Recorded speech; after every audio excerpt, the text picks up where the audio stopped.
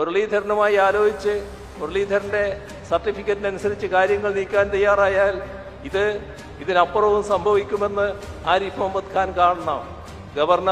ഗവർണറായി നിൽക്കണം. അല്ലാതെ വിരട്ടിക്കളിയാമെന്ന ധാരണയിൽ തുടങ്ങണ്ട. ആ വിരട്ടലൊന്നും കേരളത്തിന് ശേഷില്ല എന്നത് മനസ്സിലാക്കിക്കൊള്ളണം.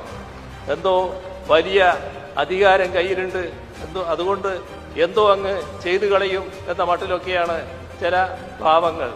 അതൊക്കെ ചില വൈകൃതങ്ങൾ മാത്രമാണ്.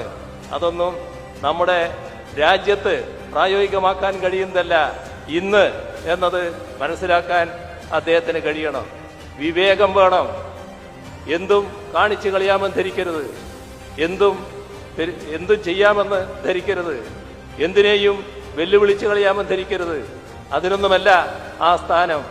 ആ സ്ഥാനത്ത് ഇരിക്കുമ്പോൾ ചെയ്യേണ്ട കാര്യം എന്താണോ